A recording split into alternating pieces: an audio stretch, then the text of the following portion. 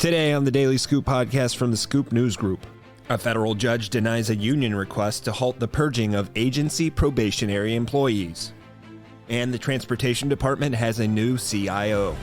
It's Friday, February 21st, 2025. Welcome to the Daily Scoop podcast, where you'll hear the latest news and trends facing government leaders. I'm the host of the Daily Scoop podcast, Billy Mitchell. Thanks so much for joining me. Let's dive into the day's top headlines.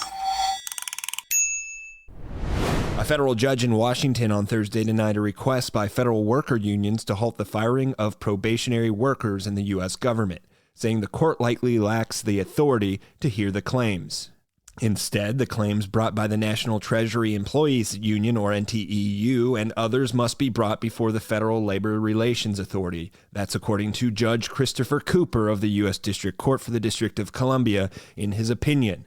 The ruling is a blow to efforts by unions to protect their members from the mass probationary employee firings taking place across the government, as well as from further efforts by the Trump administration to reduce the size of the federal workforce. In addition to halting the termination of probationary employees, the unions had also requested that the court stop anticipated reductions in force in federal agencies and the administration's deferred resignation program. Another legal challenge to the deferred resignation program met a similar fate recently when a federal judge in Massachusetts ruled that the unions bringing the suit lacked standing. Still, at least one other challenge to the probationary firings remains active. Several unions representing federal workers filed a lawsuit Wednesday against the Office of Personnel Management, arguing that it lacks the authority to tell other agencies to fire probationary workers.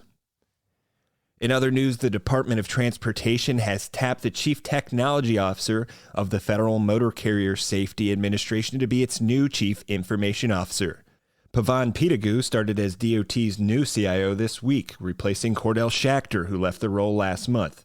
Pidugu spent nearly 5 years as CTO at the Federal Motor Carrier Safety Administration, which focuses on preventing injuries and deaths in the trucking industry. Prior to his work in the federal government, Pidugu held several digital project management roles at Walmart and Target. Pidugu's new role comes as the federal government is undergoing a major workforce shakeup, including with IT leadership positions and new CIOs being named at a variety of agencies like Energy, HHS, OPM, and SSA. Earlier this month, the Office of Personnel Management also sent out guidance encouraging agencies to reclassify CIOs as general rather than career reserved SES employees, potentially opening the position up to more politics and policy debates.